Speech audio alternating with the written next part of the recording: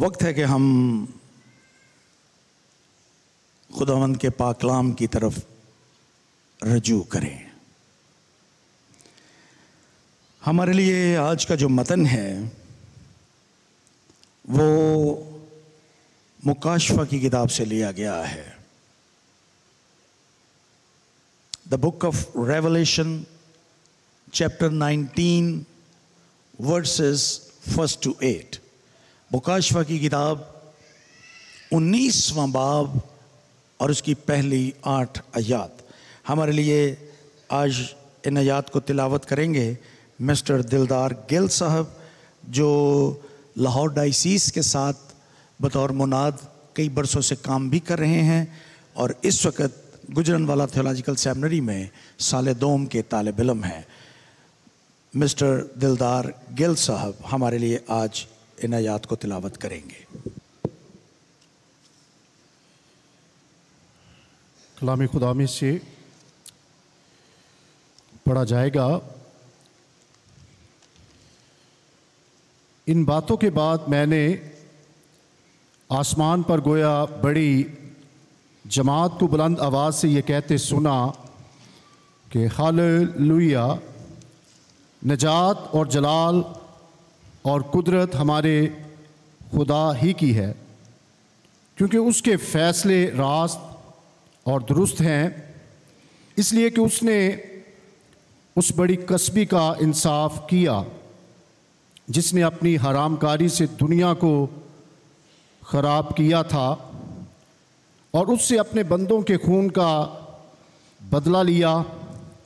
फिर दूसरी बार उन्होंने हालेलुया कहा और उसके जलने का धुआं अब्दुल्लाबाद उठता रहेगा और 24 बुजुर्गों और चारों जानदारों ने गिरकर खुदा को सिजदा किया जो तख्त पर बैठा था और कहा आमीन हालेलुया। और तख्त में से ये आवाज़ निकली कि उससे डरने वाले बंदों, खा छोटे हो खा बड़े, तुम सब हमारे खुदा की हमद करो। फिर मैंने बड़ी जमात की सी आवाज़ और ज़ोर के पानी की सी आवाज़ और सख्त गर्जों की सी आवाज़ सुनी कि हालेलुया, इसलिए कि खुदावंद हमारा खुदा कादर मुतलिक बादशाही करता है।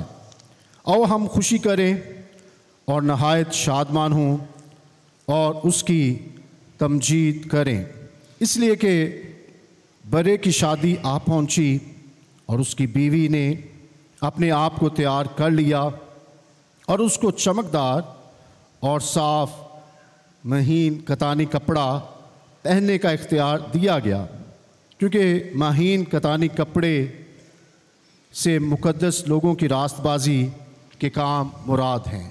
पाकलम का पढ़ा और सुना जाना हम सब के लिए बाइस बरकत हो। आमीन। खुदा का शुक्र हो।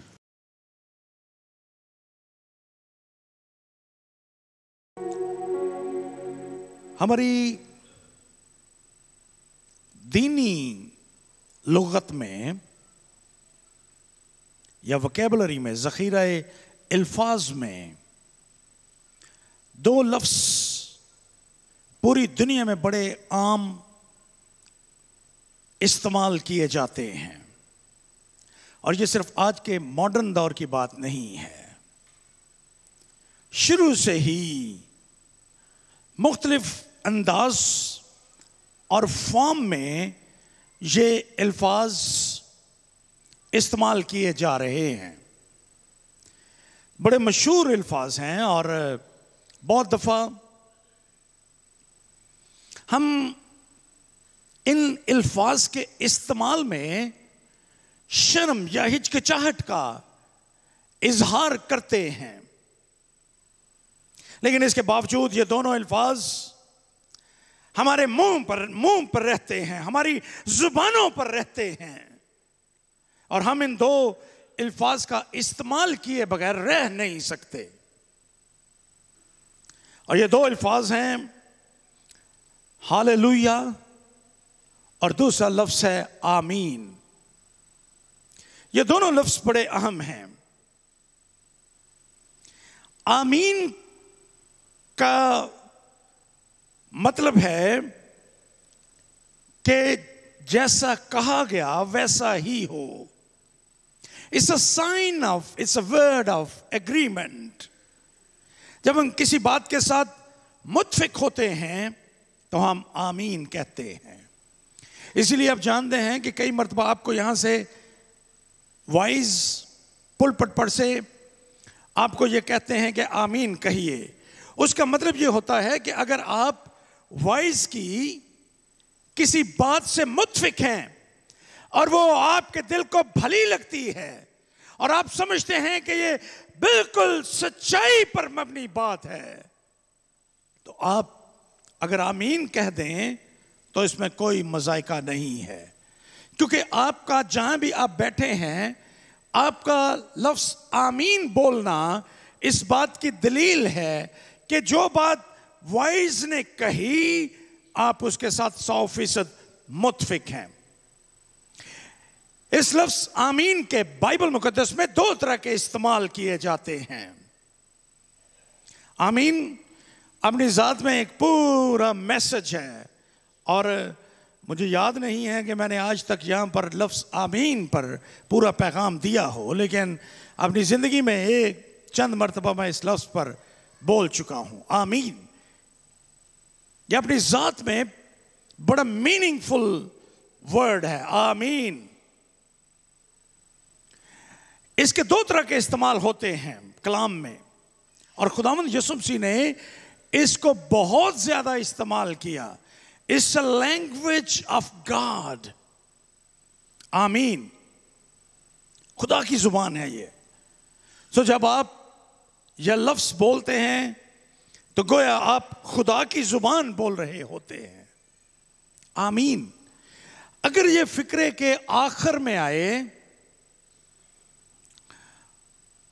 किसी भी फिक्रे के अगर आखिर में आमीन आए तो इसका मतलब यह है कि उस फिक्रे में जो बात कही गई हम उससे पूरे तौर पर उसके साथ मुत्फिक हैं, बगैर किसी कमी बेशी के जो बात कही गई है उससे हम मुत्फिक हैं।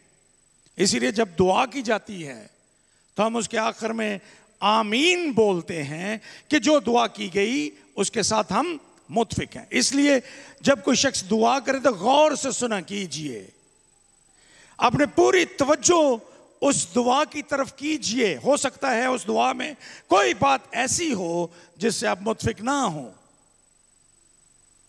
क्योंकि जब आप लफ्ज आमीन बोलते हैं तो वो दुआ फिर उस शख्स की नहीं रहती, बल्कि वो दुआ आपकी दुआ बन जाती है।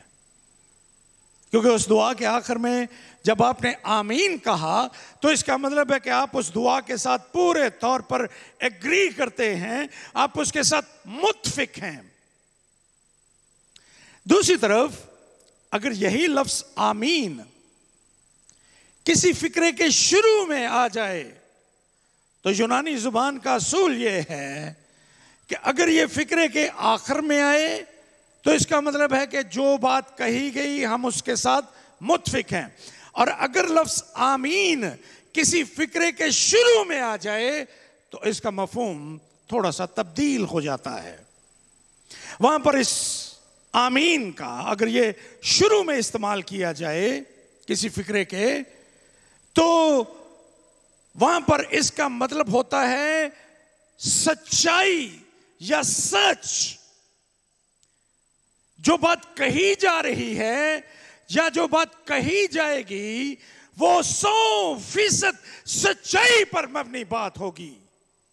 अगर आमीन यूनानी अदब के मुताबिक अगर लफ्ज आमीन किसी फिक्रे के शुरू में आ जाए तो इसका मतलब यह है कि वो बात जो अब कही जाएगी वो बिल्कुल सच है।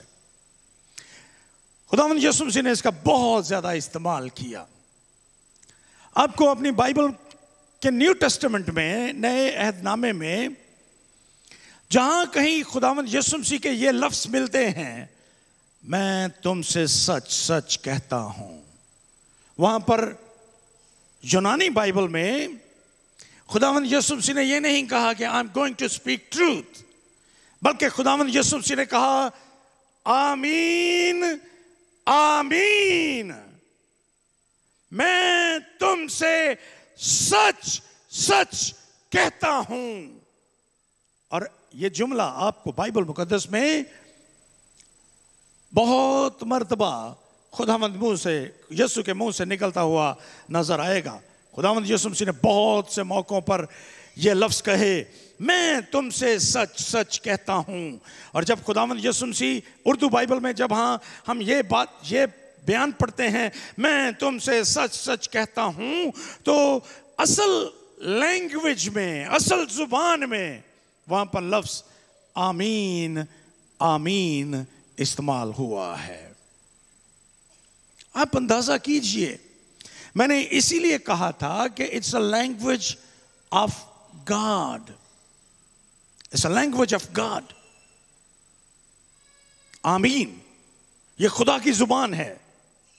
जब आप अपने मुंह से इस लफ्ज को निकालते हैं आमीन, तो हमेशा दिल में याद रखिए कि जब आप लफ्ज आमीन बोल रहे हैं तो आप खुदावंद यीशु की जुबान इस्तेमाल कर रहे हैं, वो लफ्ज जिसका कसरत के साथ उन्होंने इस्तेमाल किया। मैं तुमसे सच सच कहता हूं, आमीन आमीन, यह है लफ्ज आमीन। दूसरा लफ्ज जो बाइबल मुकद्दस में बड़ा मकबूल, जो हमारी दीनी जिंदगी में बड़ा मकबूल है, वो लफ्ज है हालेलुया। आज हमने खुदावंद की तारीफ करते हुए, उसकी प्रस्तिश करते हुए सिर्फ एक ही लफ्ज इस्तेमाल किया है। कौन सा लफ्ज?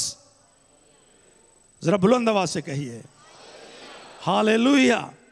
एक ही लफ्ज को हमने गाया है, हालेलुया, क्योंकि ये लफ्ज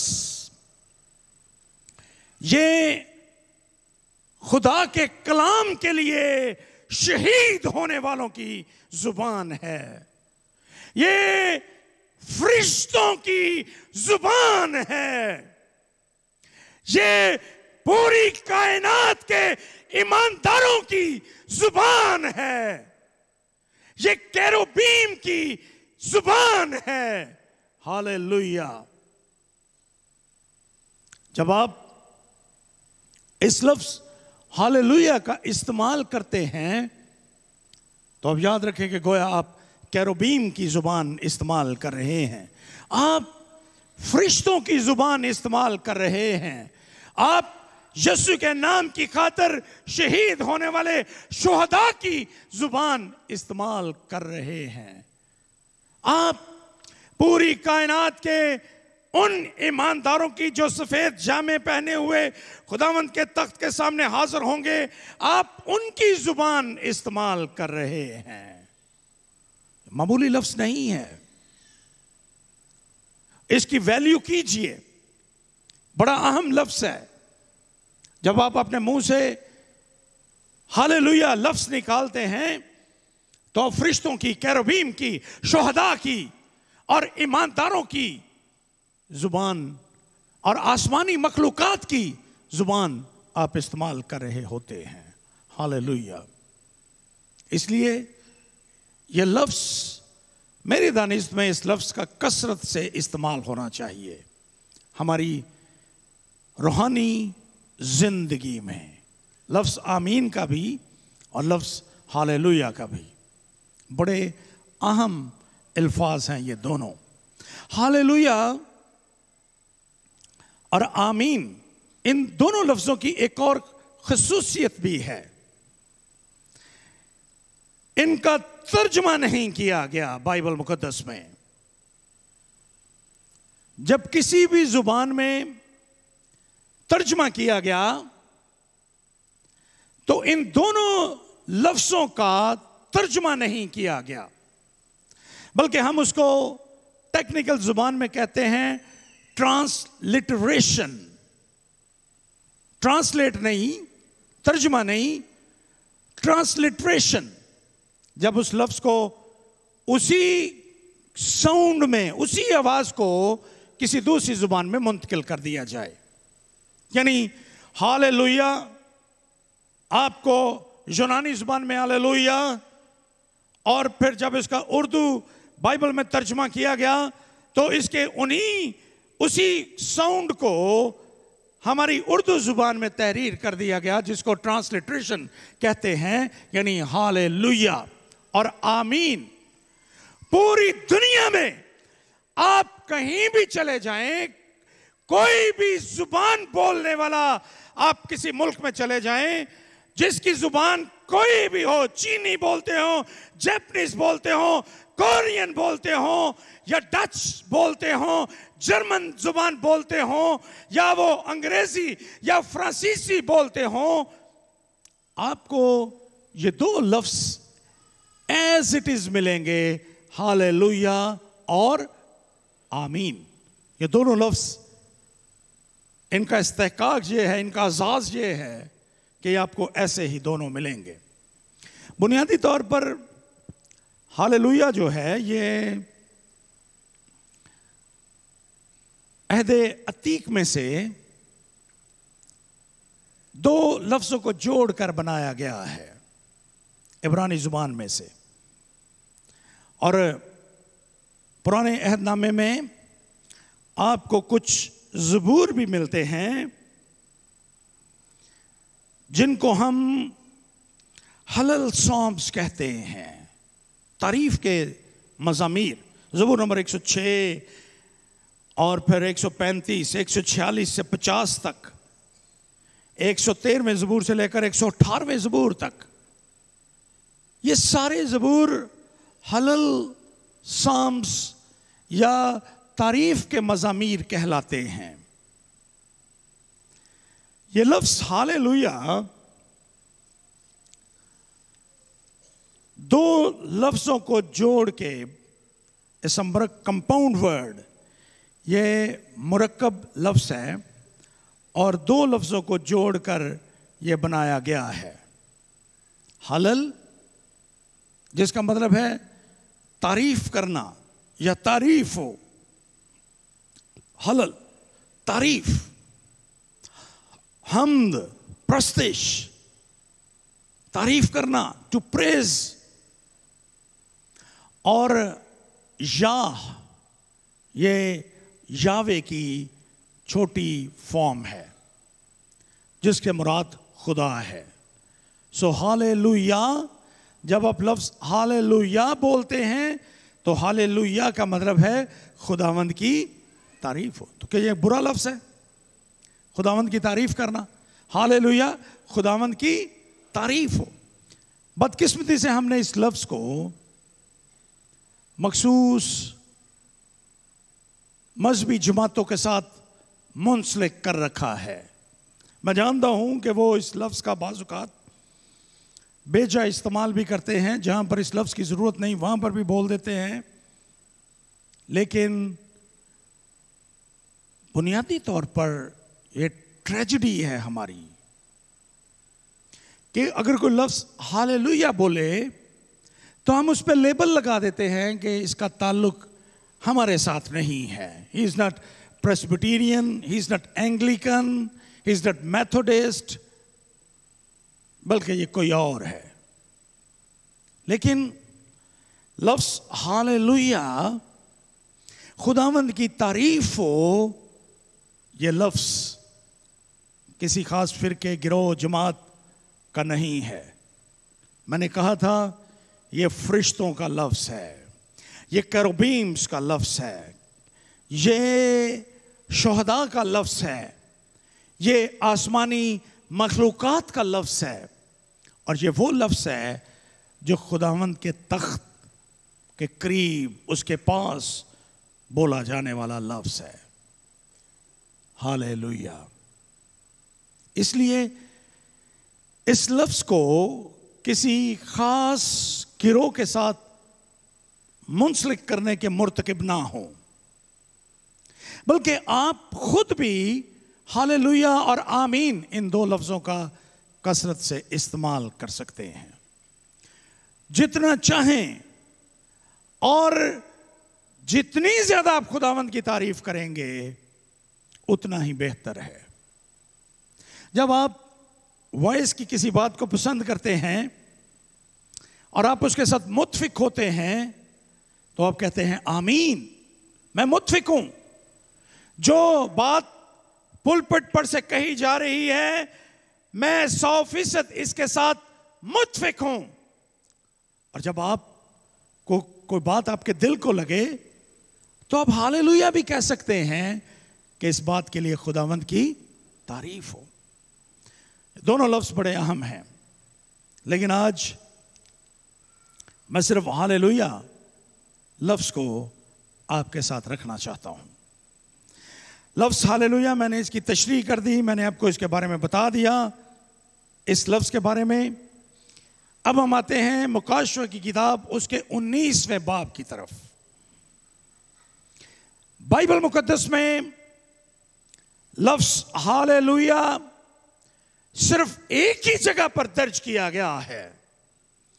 आपको यह लफ्ज अपनी अलग अलग फॉर्म में यानी हलल और या, यह लफ्ज आपको पुराने अहदनामे में कसरत के साथ मिलेंगे अलग अलग फॉर्म में, लेकिन इकट्ठा हालेलुया का लफ्ज पूरी बाइबल में पैदाइश की किताब से लेकर मुकाशवा की किताब तक आपको सिर्फ एक ही जगह पर नजर आएगा लफ्ज हालेलुया, और वो है मुकाशवा की किताब और उसका 19वां बाब। अब इसको तलाश करें पूरी बाइबल में, आपको नजर नहीं आएगा, ना ओल्ड टेस्टामेंट में ना न्यू टेस्टामेंट में, सिर्फ एक ही जगह पर मिलेगा और वो है मुकाशवा की किताब उसका 19वां बाब और उसकी पहली 6 आयत। इन 6 आयत में 4 मर्तबा लफ्ज हालेलुया इस्तेमाल किया गया है। इसलिए इस लफ्ज को, जब ये लफ्ज इतना अहम है और इतना अहम लफ्ज बाइबल में सिर्फ एक ही जगह पर इस्तेमाल हुआ है और उन चंद आयत में 4 मर्तबा इस्तेमाल हुआ, तो इसका मतलब यह है कि यह जगह बड़ी खास है। 19वां बाब ये बड़ी खास जगह है, इसलिए यहां पर इसका इस्तेमाल हुआ है। हमें इसको जानना बहुत जरूरी है ताकि आइंदा जिंदगी में जब आप लफ्ज हालेलुया इस्तेमाल करें तो आपके ज़हन में इसका पूरा पस मंजर हो। मैं इससे पहले भी इस लफ्ज पे बोल चुका हूं, लेकिन आज मैं एक फर्क पहलू से और नई बातों को आपके साथ बयान करना चाहता हूं इस लफ्ज के मीनिंगफुल होने के, मानी खेज होने की निस्बत से। ये जगह, ये मतन जो आपके सामने आज तिलावत किया गया, 2 बड़े अहम वाकयात के बिल्कुल दरमियान में आता है। मुकाशवा की किताब उसके 19वें बाब तक पहुंचते पहुंचते हम इस दुनिया के अंजाम के करीब पहुंच जाते हैं। 18वां बाब और उसकी 21वीं 20वीं आयत में यह लिखा है, ऐ आसमान और ऐ मुकद्दसों और रसूलों और नबियों, उस पर खुशी करो क्योंकि खुदा ने इंसाफ करके उससे तुम्हारा बदला ले लिया। और ये बदला किसी और से नहीं, कलाम पाक में मुकाशवे की किताब में लफ्ज बाबल जो हमेशा बदी और गुनाह की अलामत के तौर पर मुकाशवा की किताब में तहरीर किया गया है, उसको शिकस्त देने के बाद खुदा ने कहा, ऐ आसमान, ऐ मुकद्दसों, ऐ रसूलों, ऐ अंबियों, नबियों, उस पर खुशी करो क्योंकि खुदा ने इंसाफ करके उससे यानी बाबल से बदी से, गुनाह से, इब्लीस से, शैतान से, लूसीफर से तुम्हारा बदला ले लिया है। वो लूसीफर, वो शैतान जो हमें हर वक्त दुख पहुंचाने की फिक्र में रहता है, जो ईमानदारों को सताने की कोशिश में रहता है, जो खुदा के कलाम की तरवीज में हमेशा रुकावट पैदा करने की कोशिश में रहता है, खुदावंद ने उससे तुम्हारा बदला ले लिया है।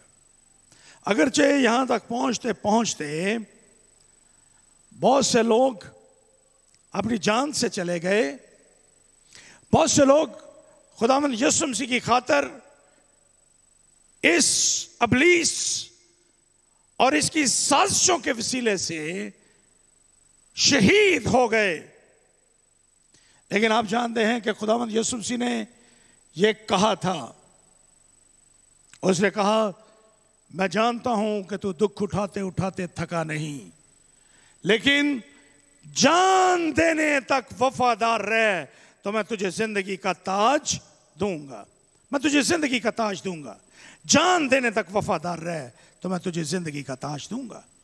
अगरचे ये लोग शुहदा की सफ में शरीक हो गए, अगरचे ये लोग अपनी जान से चले गए, लेकिन आज खुदा का कलाम उनसे ये कहता है, ए आसमान और ए मुकद्दसो, ए रसूलो और नबियो, ए शुहदा, उस पर खुशी करो क्योंकि खुदा ने इंसाफ करके उससे तुम्हारा बदला ले लिया है। बदला ले लिया। और फिर 21वीं आयत से, 18वें बाब की 21वीं आयत से आप इस शहर बाबल की, जो मुकाशवा की किताब में एक बहुत बड़े सियासी और एक बहुत बड़ी मुआशी ताकत के तौर पर हमें दिखाई देता है, एक बहुत बड़ी पॉलिटिकल पावर, एक बहुत बड़ी इकोनॉमी जिसने पूरी दुनिया को अपने इख्तियार में ले रखा है। कोई उसके सामने बोलने की जुर्रत नहीं कर सकता। इस बाबल को खुदा ने हमेशा हमेशा के लिए फना कर दिया है। 21वीं आयत से, अब मैं थोड़ी देर के बाद चूंकि इन आयत को कोट करूंगा इसलिए अभी मैं इनको पढ़ने नहीं वाला, लेकिन खुदावंद ने इसको बर्बाद कर दिया है। 24वीं आयत में लिखा है, जो 18वें बाब की आखिरी आयत है, नबियों और मुकद्दसों और जमीन के और सब मकतूलों का खून उसमें पाया गया। खुदा ने बर्बाद कर दिया उस शहर को, तबाह कर दिया। और ये बुनियादी तौर पर मुकाशवा की किताब की पेशीन गोई है उस दिन के लिए जिस दिन खुदावंद इस दुनिया से बदी को हमेशा हमेशा के लिए ख़त्म कर देगा, उसको हमेशा हमेशा के लिए मिटा डालेगा। और जब आप आगे बढ़ेंगे तो आप फिर अगली चंद जो अबवाब हैं, मिसाल के तौर पर आप 20वें बाब में आप उसके आगाज में इस बात को पढ़ते हैं, फिर मैंने एक फरिश्ते को आसमान से उतरते देखा जिसके हाथ में अथाह गड़े की कुंजी और एक बड़ी जंजीर थी। उसने उस अजदहे यानी पुराने सांप को, जो इब्लीस और शैतान है, पकड़कर 1000 बरस के लिए बांध दिया। अब आप थोड़ी देर के लिए अपने ज़हन में रखिए कि 19वें बाब से पहले क्या हुआ। बाबल शहर को बर्बाद कर दिया गया। दुनिया का, मकतूलों का, शुहदा का, नबियों का, रसूलों का, आसमान और जमीन पर जो शुहदा हैं उनका इंसाफ कर दिया गया। और उसके बाद 19वें बाब का आगाज हुआ। और फिर खुदा ने कहा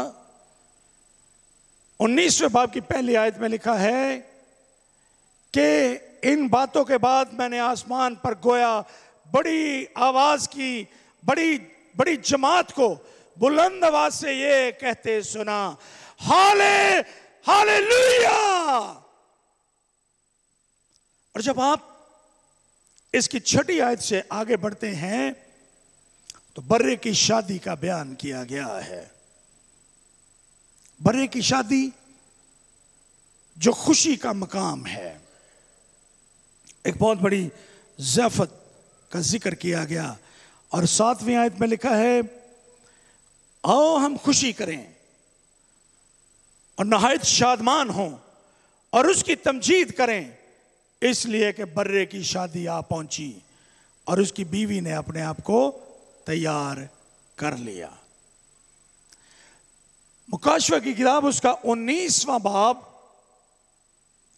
और उसकी पहली 6 आयत। उससे पहले खुदा बाबल को बर्बाद करता है और इन 6 आयत के बाद 7वीं आयत में वो कहता है, आओ हम खुशी करें और नहायत शादमान हों और उसकी तमजीद करें, इसलिए कि बर्रे की शादी आ पहुंची। सो इन 2 बड़े वाकयात यानी बर्रे की शादी और बाबल की तबाही, इनके दरमियान 19वें बाब की 6 आयत आती हैं। इसलिए मेरी दानिस्त में 19वें बाब की, मुकाशवा की किताब उसका 19वां बाब और उसकी ये 6 आयत बड़ी इंतहाई अहम आयत हैं। ये 6 आयत यहां पर 4 मर्तबा हालेलुया कहा गया और मैं इन 4 मर्तबा जब लफ्ज हालेलुया इस्तेमाल हुआ, इसको आपके सामने आज बयान करना चाहता हूं। लफ्ज हालेलुया ही है, हलल या खुदावंद की तारीफ हो। 4 मुख्तलिफ अंदाज में इस लफ्ज को यहां पर इस्तेमाल किया, जिसके साथ 4 मुख्तलिफ चीजें जुड़ी हुई हैं। सो आइए हम उन बातों को एक्सप्लोर करें जिन मौकों पर लफ्ज हालेलुया इस्तेमाल हुआ। सबसे पहला हालेलुया। इन बातों के बाद मैंने आसमान पर गोया बड़ी जमात को बुलंद आवाज से ये कहते सुना कि हालेलुया, निजात और जलाल और कुदरत हमारे खुदा ही की है। यह पहला हालेलुया है जो 19वें बाब में कहा गया। हालेलुया, निजात और जलाल और कुदरत हमारे खुदा ही की है। बड़ी जमात ये हालेलुया का नारा बुलंद कर रही है। हम इस बड़ी जमात का मुकाशवा की किताब में चंद और जगहों पर भी बयान पढ़ते हैं। एक बहुत बड़ी भीड़ का बयान करता है मुकाशवा की किताब का मुसन्निफ। फरिश्तों की एक बहुत बड़ी भीड़ का बयान भी करता है मुकाशवा की किताब का मुसन्निफ। बुजुर्गों की एक बहुत बड़ी जमात का बयान भी करता है मुकाशवा की किताब का मुसन्निफ। लेकिन यहां पर वो कोई तखसीस नहीं करता कि ये जमात, क्या इसमें कोई मखसूस लोग शामिल थे, एक किस्म के लोगों की गिरोह थी, या इसमें तमाम लोग शामिल थे। मेरी दानिस्त में ये बड़ी जमात, ये मजमुआ है, इसमें फरिश्ते भी शामिल हैं जो बड़ी देर से खुदा के निजात बख्श काम की के मुंतजर थे। क्योंकि यहां पर हालेलुया लफ्ज को निजात और जलाल और कुदरत के साथ मुंसलिक किया गया है, इसलिए इसमें वो तमाम फरिश्ते जो अज़ल से, जब से खुदा ने उनको पैदा किया, जो खुदा की मखलूकात की तख्लीक के गवाह हैं, जिन्होंने बाग अदन को देखा, जिन्होंने उसमें आदम और हवा को देखा, जो उस सारी कहानी से जिसके वसीला से गुनाह इस दुनिया में आया और फिर खुदा ने अपने बेटे को तैयार किया ताकि वो निजात के काम को पूरा कर सके। ये फरिश्ते उस सारी कहानी के गवाह हैं और ये मुंतज़िर रहे सारी जिंदगी कि ये खुदा के निजात के काम को देख सकें। सो इसमें फरिश्ते शामिल हैं। इसमें पुराने अहदनामे के तमाम अंबिया और मुकद्दसीन शामिल हैं जो खुदा की निजात के मुंतज़िर रहे। उनकी आंखें मसीहा को देखने के लिए तरस गईं और वो इस दुनिया से इस उम्मीद और ईमान के साथ इस दुनिया से रुखसत हुए। एक दिन आएगा जब खुदा निजात दहिंदा को दुनिया में भेजेगा और वो सांप के सर को कुचलेगा। वो इसी उम्मीद के साथ इंतजार की हालत में इस दुनिया से कूच कर गए। वो ईमानदार, वो मुकद्दसीन, पुराने अहदनामे के वो अंबिया इस जमात में शरीक हैं, इस बड़ी जमात में। इस जमात में वो लोग भी शामिल हैं जिन्होंने खुदावंद यीशु मसीह को तालीम देते हुए सुना। इस जमात में वो फरिश्ते भी हैं जिन्होंने यीशु की आमद के मौके पर सुलह के गीत गाए थे। इस जमात में जब्राइल भी शामिल है जो खुशखबरी का पैगाम लेकर मुकद्दसा मरियम तक पहुंचा था।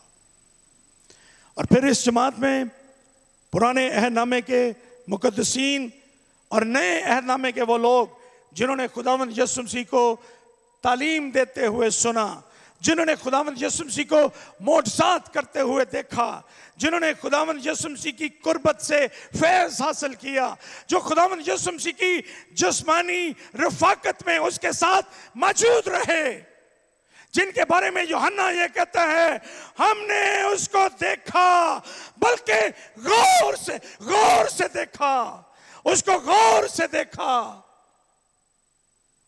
इसमें यूहन्ना भी शामिल है, इसमें दीगर रसूल भी शामिल हैं, इसमें वो तमाम लोग शामिल हैं जो यीशु पर ईमान लाए, और इसमें रसूल भी शामिल हैं जिन्होंने ईद पेंतीकोस के दिन के बाद यीशु की इंजील को फैलाने का काम इसको अपनी जिंदगी का मिशन बना लिया। उन्होंने अपनी जिंदगियों की परवाह नहीं की, वो गैर कौमों तक पहुंचे और उनको इंजील का, सलीब का पैगाम सुनाया और शहीद कर दिए गए। इस जमात में वो भी शामिल हैं। इस जमात में इब्तदाई कलीसिया से लेकर इस जमात में स्तिफनुस जो पहला शहीद है, उससे लेकर आज की दुनिया तक सन 2023 29 अक्टूबर के इस दिन और इस वक्त तक जितने लोग यीशु के नाम की खातिर शहीद हुए, वो सारे लोग इस जमात में शामिल हैं, इस बड़ी जमात में। और ये पहला नारा बुलंद करते हैं और ये सारे मिलकर कहते हैं हालेलुया, और उसके साथ वो कहते हैं निजात और जलाल और कुदरत हमारे खुदा ही की है। उन्होंने देख लिया कि निजात कहीं और से नहीं आती, निजात किसी फलसफे, किसी मजहब और किसी अकीदे का नाम नहीं है, बल्कि निजात यीशु मसीह की सलीब पर ईमान लाने का नाम है। यीशु की सलीब में निजात है। निजात और जलाल और कुदरत हमारे खुदा ही की है। उन्होंने इस निजात की खातिर दुख उठाया और उन्होंने बेइज्जती बर्दाश्त की, जिल्लत बर्दाश्त की। वो जानते थे कि उनके मसीहा यीशु ने भी जिल्लत बर्दाश्त की थी। उन्होंने देखा था कि उसकी दाढ़ी को नोचा गया था। उन्होंने देखा था कि उसके सर पर कांटों का ताज रखा गया था। उन्होंने यीशु के जिस्म पर बरसते हुए कोड़ों को भी देखा था। उन्होंने उसके हाथों और उसके पांव में ठोंके गए कीलों को भी अपनी आंखों से देखा था। और वो इसका पैगाम सुनाते रहे थे। उन्होंने कहा था, पतरस ने कहा अमाल की किताब उसके 4 बाब और उसकी 12वीं आयत में, आसमान के तले जमीन के ऊपर कोई और नाम नहीं बख्शा गया जिसके वसीले से हम निजात पा सके। निजात और जलाल ये और कुदरत, ताकत, ये सिर्फ और सिर्फ हमारे खुदा ही की है। अगरचे उन्होंने कमजोरी का तजुर्बा किया था इस दुनिया में, अगरचे उनको मारा पीटा गया था, अगरचे उनको शहीद कर दिया गया था, लेकिन इसके बावजूद वो कहते हैं कि जलाल, जिल्लत नहीं बल्कि जलाल और कुदरत हमारे खुदा ही की है। सो पहला हालेलुया खुदा की निजात, उसके जलाल और उसकी कुदरत का बयान करता है। पहला हालेलुया खुदा की निजात का बयान करता है, उसकी सलीब और उसके लहू का बयान करता है। पहला हालेलुया यीशु की खाली कब्र का बयान करता है और वो गवाही देता है कि अगरचे उन्होंने यीशु को जलील किया, उसकी तहकीर की, उसको मारा पीटा, उसको मसलूब कर दिया, लेकिन वो तीसरे दिन मुर्दों में से जी उठा और वो सारी कायनात का निजात दहिंदा बन गया।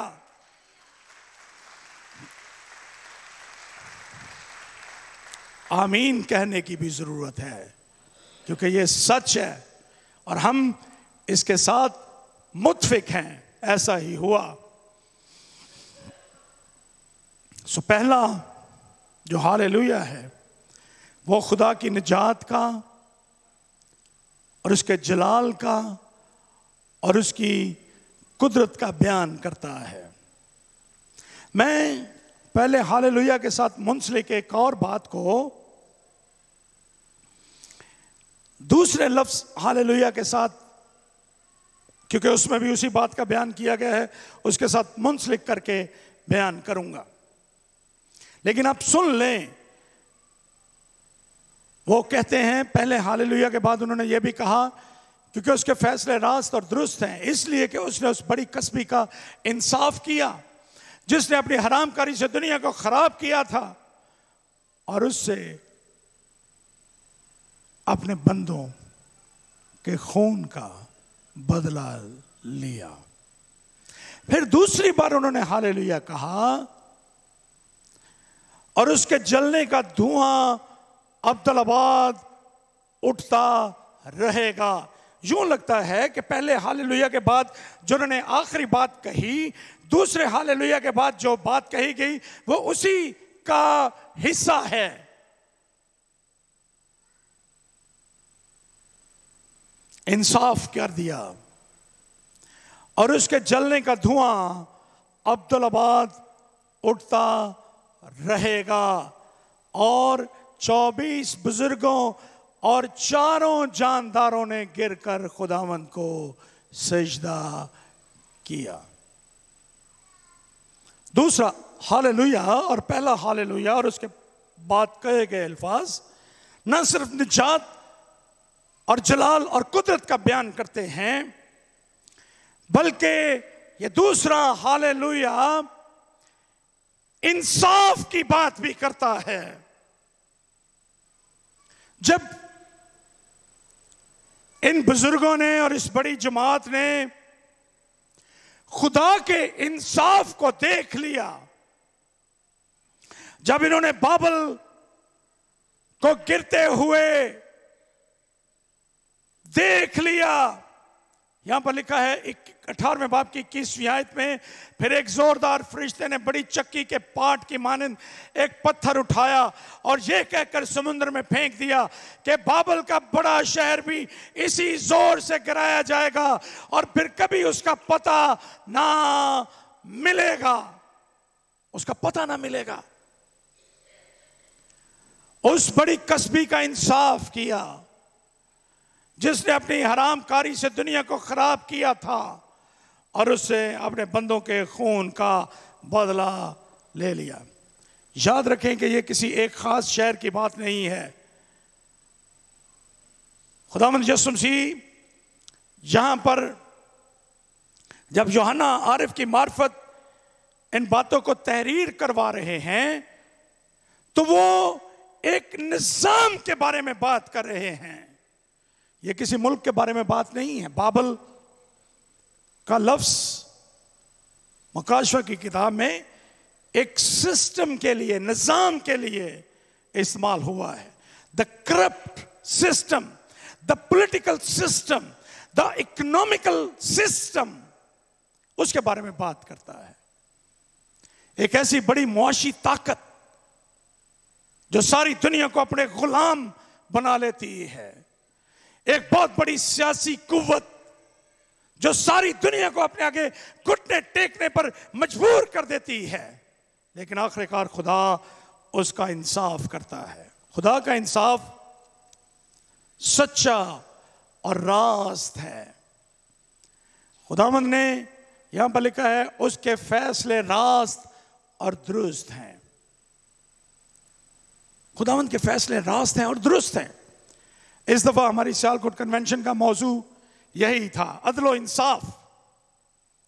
खुदा जैसा इंसाफ इस दुनिया में कोई और नहीं कर सकता।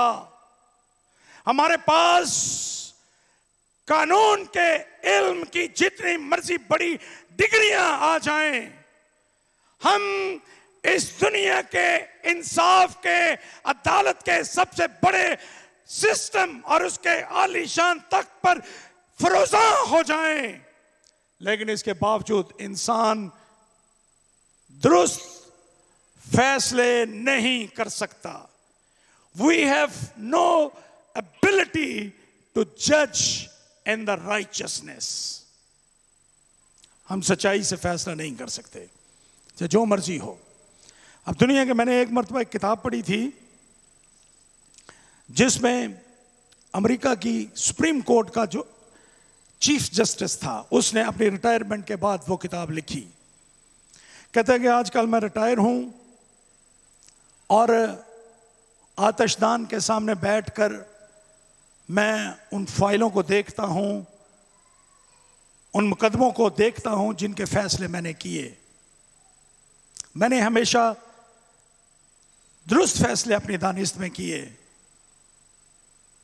और मैंने कभी अपनी दानिस्त में बेइंसाफी नहीं की थी, लेकिन मेरे वो फैसले हालात व वाक़यात और गवाहों के बयानात पर मबनी होते थे। मैं मजबूर था, मेरे पास जो इंसाफ करने की ताकत थी वो महदूद थी, क्योंकि मैं हालात व वाक़यात और गवाहों के बयानात का मोहताज था। और आज जब मैं उन फैसलों पर गौर करता हूं तो मुझे लगता है कि वो गवाह झूठे थे और मैंने गलत फैसले किए। इस दुनिया में कोई शख्स रास्त फैसला नहीं कर सकता, लेकिन खुदा कर सकता है। और यहां पर लिखा है उसके फैसले रास्त और दुरुस्त हैं। और ये बात लफ्ज हालेलुया के साथ जुड़ी हुई है। हालेलुया, खुदावंद की तारीफ हो। सारे मिलकर कहें हालेलुया,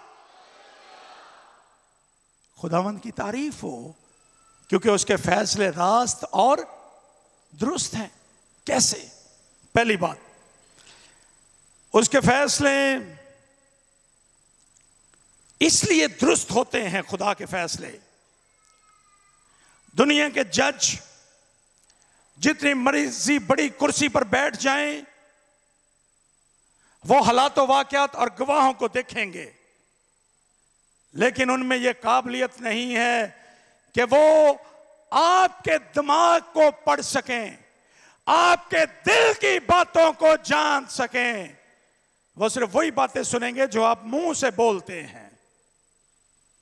लेकिन खुदा इसलिए दुरुस्त फैसले करता है क्योंकि सिर्फ मुंह से निकले हुए लफ्ज नहीं, बल्कि वो आपके दिल और आपके ख्यालात को जानता है।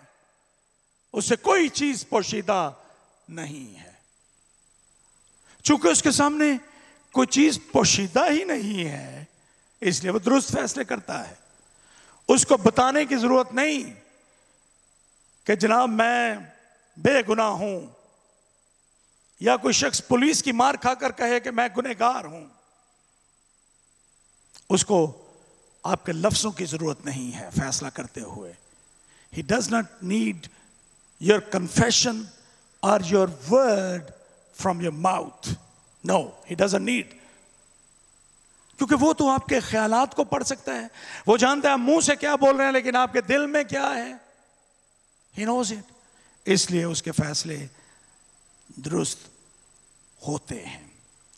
दूसरी बात, खुदा के फैसले क्यों दुरुस्त होते हैं, रास्त होते हैं? क्योंकि खुदा प्रेजुडिस नहीं करता, तासुब नहीं है उसकी जात में। ही इज प्योर गॉड, वो पाक खुदा है, इसलिए वो तासुब नहीं करता, दुरुस्त फैसला करता है। और वो बगैर किसी तासुब के फैसला करता है। और तीसरी और आखिरी बात, इस रास्त फैसले के बारे में भी हालेलुया खत्म नहीं हुआ, फिक्र ना करें। और तीसरी बात यह है कि क्यों उसके फैसले रास्त होते हैं, इसलिए कि सिर्फ उसी के पास वो हिकमत है जो दुरुस्त फैसला करने के लिए जरूरी है। दुनिया के किसी शख्स के पास यह हिकमत मौजूद नहीं है। हम तो अपना दिमाग भी पूरा इस्तेमाल नहीं कर सकते।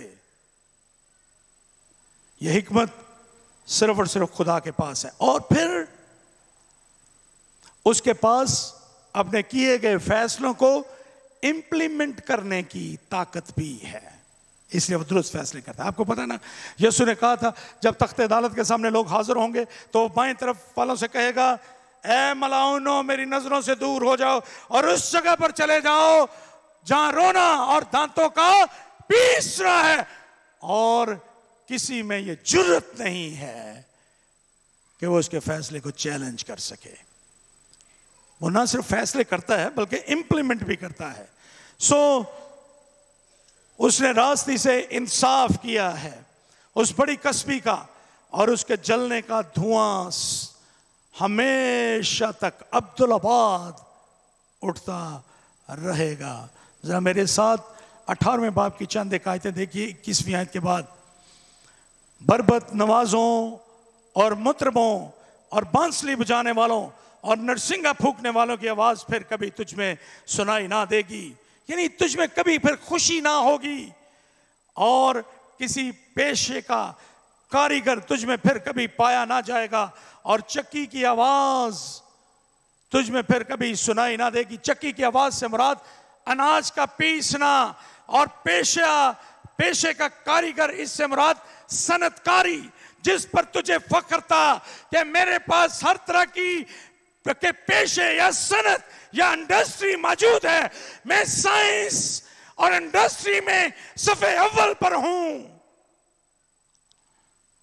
तुझ में अनाज भी बाकी ना रहेगा, खाने के लिए भी कुछ ना होगा।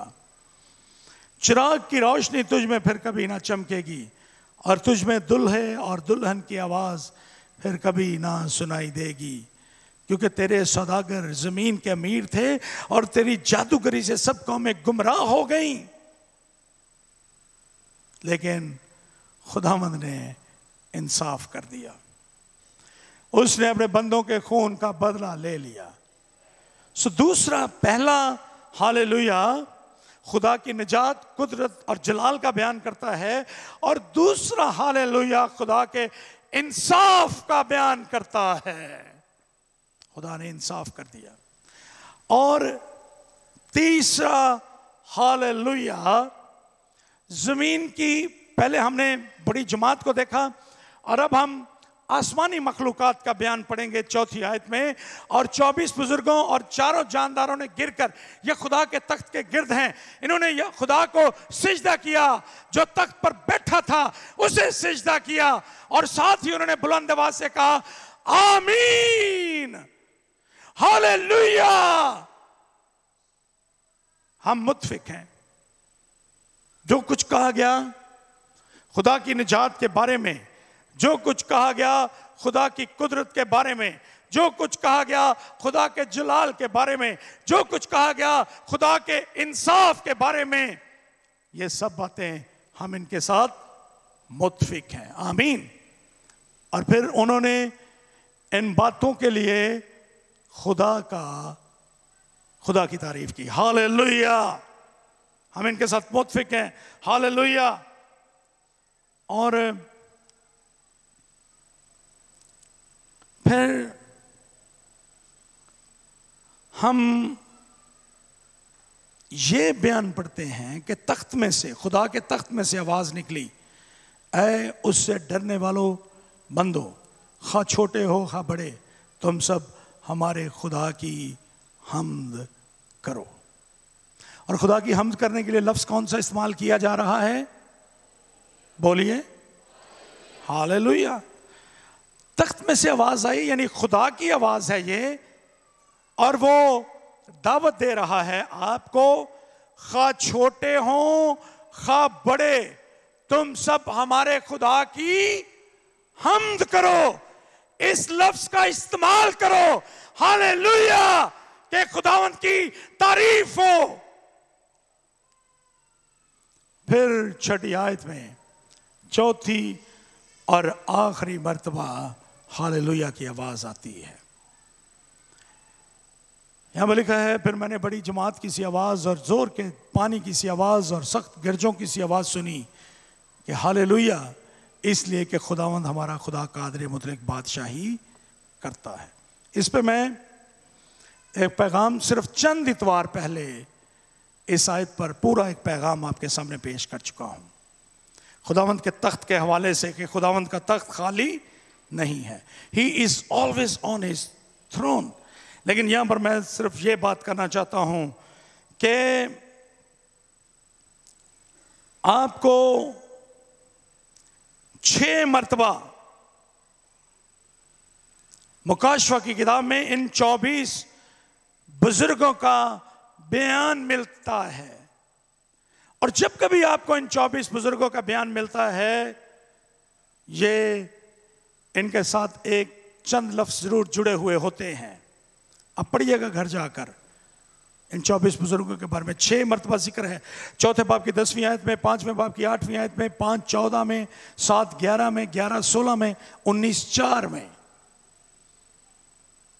ये बुजुर्ग 24 बुजुर्ग जब भी इनका जिक्र आता है, ये गिरकर खुदा को सिजदा करते हैं और उसकी तारीफ करते हैं।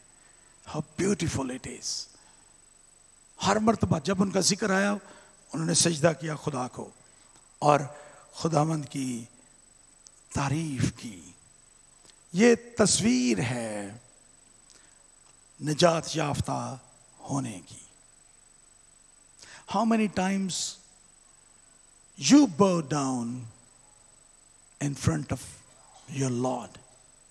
कितनी मर्तबा आप खुदावंद के सामने झुकते हैं, उसे सिजदा करते हैं और उसका शुक्र अदा करते हैं कि उसने आपको निजात बख्शी है। आगे बढ़ते हैं और आखिरी हालेलुया 24 बुजुर्गों ने खुदावंद के सामने सजदा किया, चारों जानदारों ने सजदा किया और यह निशान था कि वो खुदा की सुप्रीमेसी, उसकी हाकमियत कुल, उसकी बादशाहों के बादशाह होने पर वो ईमान लाते हैं। ये हालेलुया बयान करता है कि हमारा खुदा कादर मुतलक बादशाही करता है। वो ये नहीं कहता कि वो करता था, नहीं, वो करता है। खुदावंद हमारा खुदा वो हाकिम कुल है, वो बादशाहों का बादशाह है और सारी जमीन, सारी मखलूकात और सारे निजात याफ्ता लोग वो उसके सामने झुकते हैं और उसको सिजदा करते हैं और उसकी हाकमियत को कबूल करते हैं कि वो सुप्रीम है। He is king of Kings. वो सिर्फ बादशाह नहीं, बादशाहों का बादशाह है और उसकी बादशाहत में कोई तातुल नहीं है। बड़े बड़े बादशाहों का जिक्र पढ़ते हैं, आए और चले गए। उन्होंने चंद दिन, चंद महीने, चंद साल, चंद दहाइयां इस दुनिया पर हुकूमत की और जब वो बादशाह थे बड़े करोफर के साथ, बड़े घमंड के साथ वो तख्त पर बैठते थे और उनके अबरू के इशारे पर लोगों की जान चली जाती थी। बात करने से पहले लोग उनसे जिंदगी की जमानत चाहते थे, जान की अमान हो तो अर्ज करें। जिंदगी की जमानत मांगते थे लोग उनके सामने। लेकिन आज वो कहां हैं?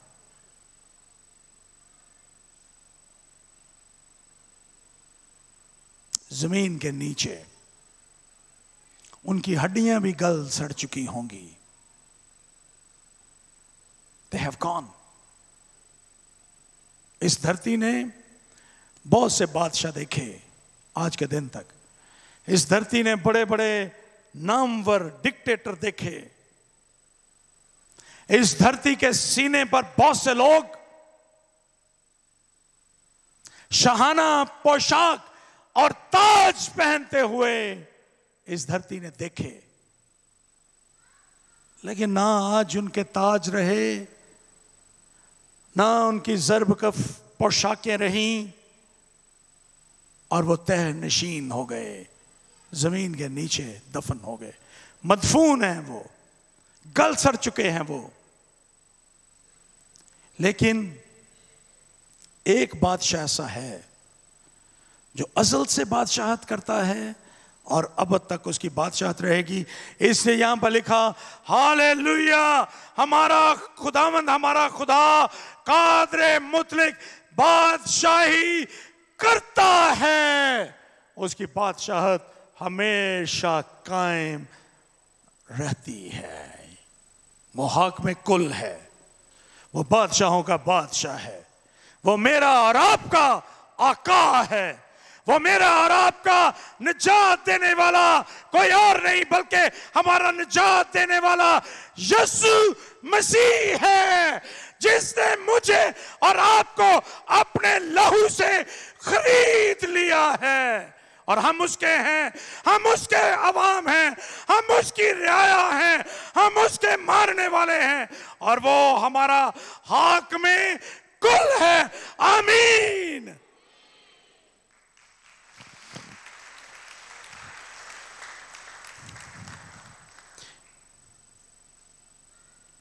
ये है हालेलुया। सिर्फ 4 मर्तबा पूरी बाइबल में ये लफ्ज इस्तेमाल हुआ, लेकिन जब जब इस्तेमाल हुआ तब तब इसने हमारी रूहों तक को हिला दिया। ये लफ्ज इस कदर अहम है आइए हम अपने सरों को झुकाएं, आंखों को बंद करें।